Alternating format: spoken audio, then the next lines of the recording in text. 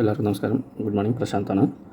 KD's adventures ക്ലബിൻ്റെ 4ാമത്തെ edition ട്രെക്കിങ്ങിൻ്റെ ഭാഗമായിട്ട് ഞങ്ങൾ ഈയിടെ വെള്ളിയങ്കിരി മല ട്രെക്കിങ്ങിന് പോവുകയുണ്ടായി. ഞങ്ങളുടെ ഗ്രൂപ്പിൽ നിന്ന് 4 പേരാണ് തയ്യാറായതും അവർക്കാണ് സമയം ഉണ്ടായതും. അങ്ങനെ ഞാനും മറ്റു 3 പേര് ആക്ച്വലി വെൽ ട്രെയിൻഡ് പേഴ്സൺസ് ആയിരുന്നു.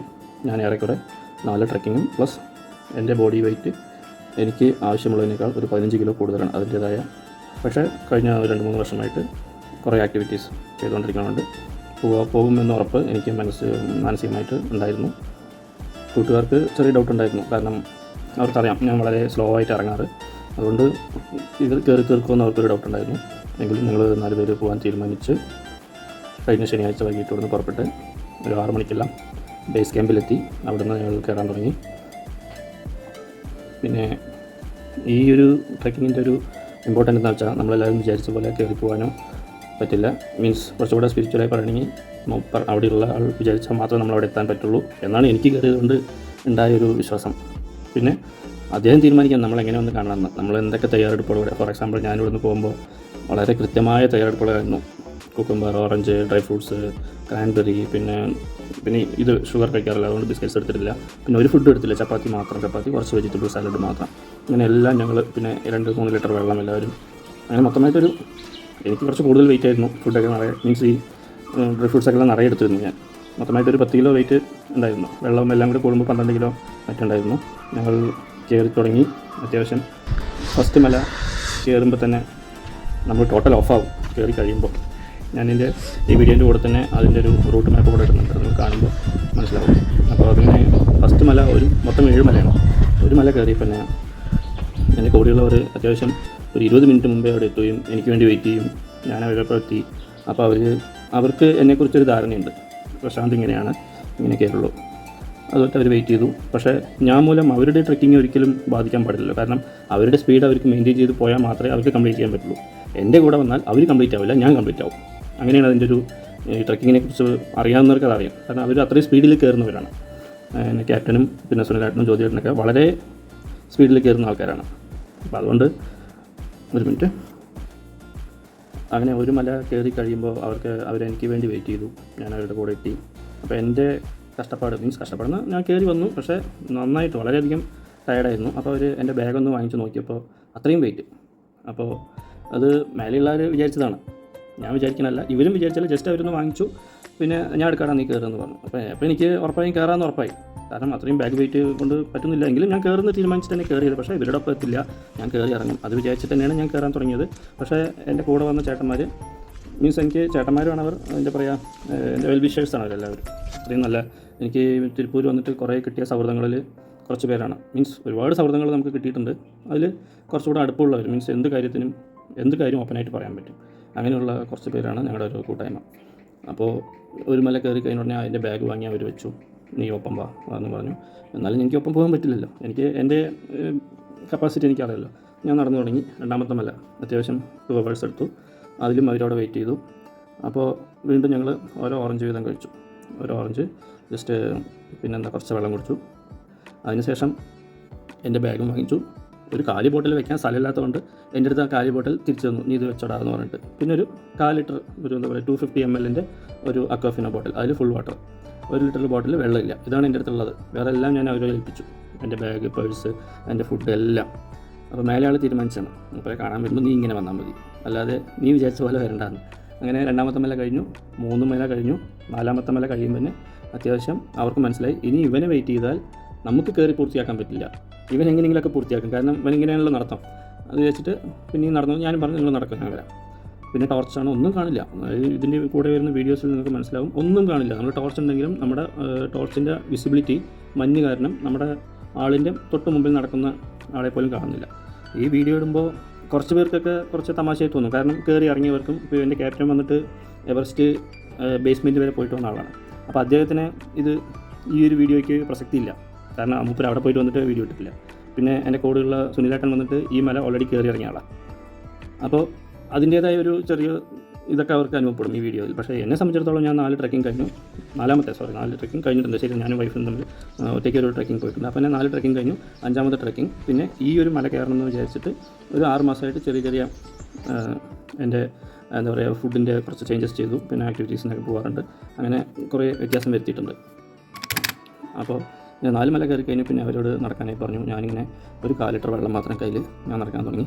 പിന്നെ നമുക്ക് വളരെ കഠിനമാണ്, ഇതെല്ലാ മലയും വളരെ കഠിനമാണ്. നമുക്ക് ഒരിക്കലും പെട്ടെന്ന് വിചാരിച്ച് അങ്ങനെ കയറി പോകാൻ പറ്റുന്നൊരു സംഭവമേ ഇല്ല. ഞങ്ങളിതിനു മുമ്പ് ചൊക്രാമുടി എന്ന് പറയുന്നൊരു പീക്കാണ് കയറിയത്. കേരളത്തിലെ 2ാമത്തെ ഏറ്റവും വലിയ ഹൈറ്റുള്ള മലയാണ്. പിന്നെ മൂന്നാറിലൊരു ട്രെക്കിംഗ് നടത്തിയിട്ടുണ്ട്. പിന്നെ കൊണ്ടറങ്ങി ഹിൽസ് എന്ന് പറഞ്ഞിട്ട് അതും വളരെ ഹൈറ്റ്, ഇതിനേക്കാൾ നല്ല കുത്തനെയുള്ള ഒരു മലയാണ്. അപ്പോൾ അതെല്ലാം കഴിഞ്ഞിട്ടാണ് നമ്മൾ ഇതിനെ പോകുന്നത്. അപ്പോൾ 4 മല കഴിഞ്ഞ് ഇവർ തുടർന്ന് നടന്നു തുടങ്ങി. ഞാൻ ബാക്കിലെന്ന് പറഞ്ഞാൽ അത്യാവശ്യം നല്ല ഗ്യാപ്പായി. പിന്നെ ഒരു 1/2 കിലോമീറ്റർ ഗ്യാപ്പായി. പിന്നെ ഞാൻ ഇവർ വിട്ടു, കാരണം എനിക്ക് ടോർച്ചിൽ പോലും ഇവരെ കാണില്ല, തൊട്ടടുത്തുള്ള ആളെ പോലും കാണില്ലല്ലോ. അപ്പോൾ ഞാൻ എൻ്റെ സ്റ്റൈലിൽ ഇങ്ങനെ നടന്നുകൊണ്ടിരുന്നു. അവസാനം 5, 6 എൻ്റെ അടുത്തൊന്നുമില്ല കേട്ടോ 1/4 ലിറ്റർ വെള്ളം. അത് ഞാൻ കുടിച്ചിട്ടില്ല, കാരണം ഇത് കുടിച്ചാൽ പിന്നെ എവിടെ വെള്ളം എന്തൊന്നും അറിയില്ലല്ലോ.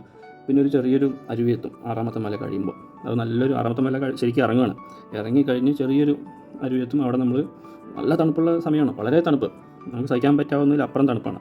അപ്പോൾ ഞാൻ ആ വെള്ളം അവിടുന്ന് കാരണം തോർത്തൊക്കെ എൻ്റെ ബാഗിലാണ്, ഒന്നുമില്ലല്ലോ. അപ്പോൾ ഞാൻ എന്ത് ചെയ്തു, ഒരു 1 ലിറ്റർ വെള്ളം ബോട്ടിൽ കാലിയായിട്ടുണ്ടല്ലോ, അത് ആ പുഴയത്തെ വെള്ളം എടുത്ത് എൻ്റെ തലയിൽ മൊത്തം ഒഴിച്ച് ദേഹത്തൊക്കെ ഒഴിച്ചു. അപ്പോൾ എനിക്കൊരു പ്രത്യേക ഒരു ഫീലിംഗ് കിട്ടി. കാരണം അത്രയും അതൊരു, എല്ലാവരും പറയാറുണ്ട് നല്ല ഔഷധ ഗുണമുള്ള ഒരു പുഴയാണ്, കുളിച്ചാൽ നല്ലതാണെന്നൊക്കെ പറഞ്ഞു. നമ്മൾ കുളിക്കാനുള്ള സെറ്റപ്പൊക്കെ എടുത്തിട്ടുണ്ടായിരുന്നു ബാഗിൽ, പക്ഷേ ബാഗ് എൻ്റെ അടുത്തില്ല. പിന്നെ പോകുമ്പോൾ കുളിക്കാനുള്ളൊരു ഐഡിയ ഉണ്ടായിരുന്നില്ല. അതായിട്ട് ഞാനിങ്ങനെ ചെയ്തപ്പോൾ എനിക്ക് ഒരു പ്രത്യേക എനർജി കിട്ടി. അതിനുശേഷം 7ാമത്തെ മല എനിക്ക് പറഞ്ഞറിയുള്ളൂ, അത് കണ്ടാൽ കയറില്ല എന്നാണ് പറഞ്ഞത്. 1ാമത്തെ മല അതിനേക്കാൾ വലുതാണ്, പക്ഷേ 7ാമത്തെ മല നമ്മൾ ഇത്രയും മല കയറിയിട്ട് 7ാമത്തെ മല ഇവിടെ കണ്ടാൽ തിരിച്ചു പോരും അത്ര. കുറേ പേര് ഇങ്ങനെ വരാറുണ്ട്. അപ്പോൾ ഞാനത് കാണുന്നില്ലല്ലോ, രാത്രിയല്ലേ.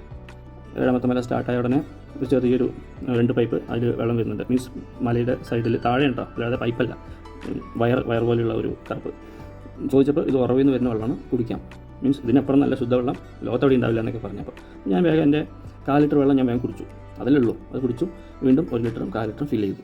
ഇപ്പോൾ എനിക്ക് മനസ്സിലായി, ഇവർ എൻ്റെ ഒരു ഐഡിയയിൽ ഇവർ മേലേറ്റി വെയിറ്റ് ചെയ്യുന്നതായിരുന്നു. ഞാൻ കയറി തുടങ്ങി. 7ാമത്തെ മല കയറാൻ ഒരു 2.5 മണിക്കൂർ എടുത്തു. ഞാൻ മൊത്തമായിട്ട് 6 മണിക്ക് സ്റ്റാർട്ട് ചെയ്തിട്ട് 2:15 ഞാൻ 2:10 മേലെ എത്തുന്നത്. മേലെ എത്തുമ്പോൾ 7ാമത്തെ മല പകുതി എത്തിക്കഴിഞ്ഞപ്പോൾ നമുക്കറിയാതെ നമുക്കുള്ളൊരു ഫീലിങ്സ് വരും.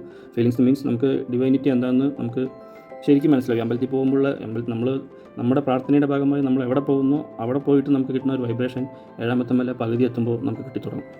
അത് കിട്ടുമ്പോൾ നമ്മൾ അനുഭവിക്കുന്ന ഒരു ഫീലിംഗ് അവിടെ പോയവർക്കും അതിൻ്റേതായ രീതിക്ക് പോയാൽ അത് ഉറപ്പായിട്ടും ആ ഒരു ഫീലിംഗ് കിട്ടുന്നുള്ളത് ഉറപ്പുണ്ട്. പിന്നെ ഞാൻ അറിയാതെ തന്നെ ദൈവത്തെ വിളിച്ചു.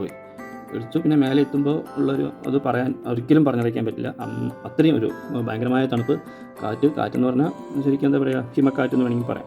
അത്രയും തണുപ്പ്. പിന്നെ അവിടെ അമ്പലത്തിൽ എന്ന് പറഞ്ഞാൽ അമ്പലമല്ല, ഒരു വലിയ മൗണ്ടെയിൻ, അതിന് താഴെ ചെറിയൊരു ശിവലിംഗം, പിന്നെ ചെറിയൊരു ഗണപതിയുടെ അമ്പലം. നമ്മളിതൊക്കെ 2 മിനിറ്റ് കൊണ്ട് കണ്ട് അവിടെ എവിടെയും നിൽക്കാൻ സ്ഥലമില്ല, താഴെ ഇറങ്ങി തുടങ്ങണം. വേറൊരു മലയുടെ 7ാമത്തെ മലയുടെ വേറെ ഭാഗത്തുകൂടെ ഇറങ്ങി തുടങ്ങേണ്ടത്. അപ്പോൾ എന്താണ് അവിടെ, അപ്പോൾ എനിക്ക് മനസ്സിലായി എൻ്റെ കൂടെയുള്ളവർ ഇവിടെ ഇല്ല.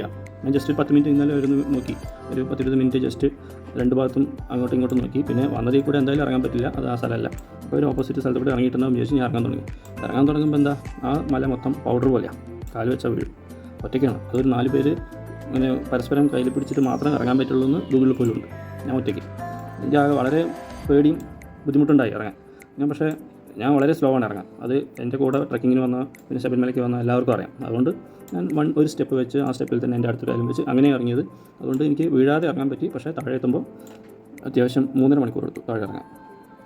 അതിനുശേഷം ഒരു പുഴയുണ്ടല്ലോ താഴെ, അവിടെ പോയി അതിന് മുമ്പായിട്ട് ആ പൈപ്പിൽ വീണ്ടും ഞാൻ എൻ്റെ 2 ബോട്ടിലും വെള്ളം നിറച്ചു. കാരണം വെള്ളം മാത്രമേ ഉള്ളൂ. അപ്പോൾ മേലെയുള്ള ആൾ തീരുമാനിച്ചതാണ്, നീ ഈ വെള്ളം മാത്രം കുടിച്ച് എന്നെ കണ്ടാൽ മതി. അപ്പോൾ എനിക്ക് ഓക്കെ, അങ്ങനെയാണെങ്കിൽ പിന്നെ അങ്ങനെ ആയിക്കോട്ടെ, നമ്മളങ്ങനെ ഇറങ്ങാണ്. ഈ വെള്ളം മാത്രം കുടിച്ചിട്ട് തന്നെ ഇറങ്ങാൻ തീരുമാനിച്ചു. പിന്നെ പുഴയിൽ വന്ന ഉടനെ എനിക്ക് കാലൊക്കെ ഭയങ്കര വേദന ഉണ്ടായിരുന്നു. കാലും പിന്നെ ഷോയിൻ്റെ ഉള്ളിലുള്ള ആ ഫിംഗേഴ്സൊക്കെ ഭയങ്കര വേദന എന്ന് വെച്ചാൽ ആ മല ഇറങ്ങണമെങ്കിൽ അങ്ങനെ ഒരു പ്രശ്നമുണ്ട്. പിന്നെ ഞാൻ വേഗം എല്ലാവരും കുളിക്കണം, എനിക്ക് കുളിക്കാനുള്ളൊരു ഇതും കയ്യിലില്ല. അതുകൊണ്ട് ഞാൻ ചെയ്തു, ഒരു ടവൽ മാത്രം പോക്കറ്റിലുണ്ട്. അപ്പോൾ എൻ്റെ ഷൂവ്, സോക്സ് ഇത് 2 അഴിച്ച് ഒരു പാറയുടെ മേലെ വെച്ച് തൊട്ടടുത്തുള്ള പാറയുടെ മേലെ ഞാൻ ഇരുന്ന് ആ കാല് മൊത്തം ഞാൻ ആ വെള്ളത്തിലേക്ക് ഇട്ടിട്ട് ഒരു 1/2 മണിക്കൂർ ശരിക്കും ഒരു ധ്യാനം പോലെ ഇരുന്നു. അതിൽ പിന്നെ ഞാൻ മൊത്തമായിട്ട് വിറങ്ങലിച്ചു എന്ന് വേണമെങ്കിൽ പറയാം. അത്രയും തണുപ്പാണല്ലോ. കാലുള്ളിലേക്ക് കിട്ടുമ്പോൾ നമുക്ക് ടോട്ടലായിട്ട് നമ്മുടെ ബോഡി തന്നെ ഒന്ന് മാറി. അത് മാത്രമല്ല, എനിക്ക് ഇവിടുന്ന് കിട്ടുന്ന പവറാണ് ഇനി 6 മല ഞാൻ താഴേക്ക് ഇറങ്ങി പോകാനുള്ളതെന്ന് എനിക്ക് മനസ്സിലായി. ഫുഡില്ല, ഒന്നുമില്ല.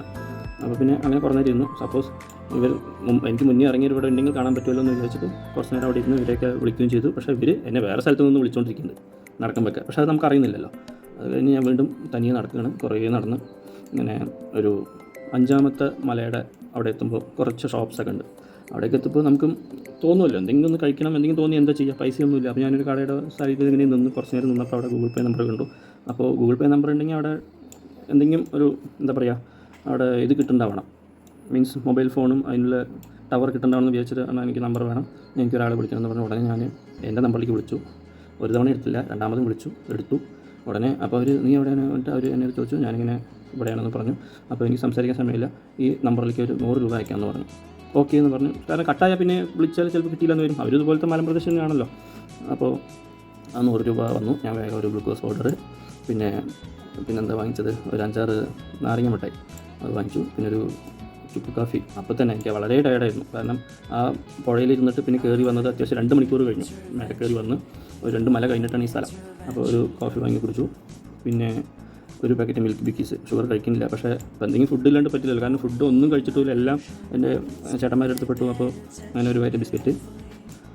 പിന്നെ ടോർച്ചുള്ളത് വളരെ എനിക്ക് യൂസ്ഫുള്ളായി. ടോർച്ചില്ലെങ്കിൽ ഒരിക്കലും അപ്പോൾ തന്നെ തിരിച്ച് വരിക, അല്ലെങ്കിൽ അവിടെ തന്നെ ഇരിക്കാം.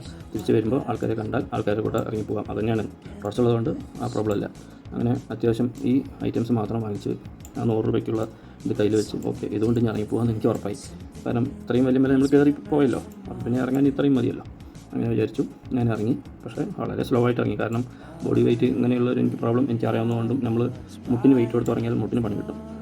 പിന്നെ റിസ്ക് എടുക്കില്ല. ഞാൻ എവിടെ പോയാലും ഒരു റിസ്ക് എടുക്കാറില്ല. കാരണം മുട്ടിന് എന്തെങ്കിലും പണി കിട്ടിയിട്ട് നമ്മളൊരു ഹോസ്പിറ്റലൈസ് ആവുക അങ്ങനെ എന്തെങ്കിലും പറ്റി വന്നാൽ പിന്നെ അടുത്ത ട്രക്കിങ്ങിനൊക്കെ ഇത് ബാധിക്കും. അതുകൊണ്ട് നമുക്ക് പെർമിഷൻ കിട്ടില്ല അത്ര തന്നെ. അതുകൊണ്ട് നമ്മളൊന്നും പോയില്ല, നമ്മൾ ജസ്റ്റ് മെല്ലെ ഇറങ്ങി. പക്ഷേ എവിടെയും ഞാൻ ഇരുന്നില്ല. താഴെ എത്തിയ ശേഷം എൻ്റെ ചേട്ടന്മാർ ചോദിച്ചു നീ ഇരുന്നോ, ഉറങ്ങിയോ, മയങ്ങി വീണോ എന്താണെന്നൊക്കെ ചോദിച്ചു. ഞാൻ ഒന്നും എവിടെയും ഇരിക്കാതെ നോൺ സ്റ്റോപ്പായിട്ട് ഇറങ്ങിയിട്ട് 2-3 മണി 2:30 to 3 മണിൻ്റെ മേലെ നിന്ന് സ്റ്റാർട്ട് ചെയ്ത ഞാൻ ഈ ഒരു അരമണിക്കൂർ ആ പുഴയിലിരുന്നതല്ലാതെ മറ്റുള്ള സമയമൊക്കെ നടക്കുക തന്നെയായിരുന്നു. നടന്ന് താഴെ എത്തുമ്പോൾ കറക്റ്റ് 12:20. ഇതിനിടയിൽ വീട്ടുകാർ, വൈഫ്, ചേച്ചിമാർ, പിന്നെ എൻ്റെ ചേട്ടന്മാരുടെ ചേച്ചിമാർ ഇവരെല്ലാം വിളിച്ചുകൊണ്ടിരിക്കുക. കാരണം ഇതിൽ നമ്മുടെ ക്യാപ്റ്റൻ 2 മണിക്കൂർ കൊണ്ട് താഴെ എത്തിയിരിക്കുക. ഫോർ എക്സാമ്പിൾ 5 മണിക്ക് തന്നെ മൂപ്പര് 4:30 താഴെ എത്തിയിരിക്കുകയാണ്.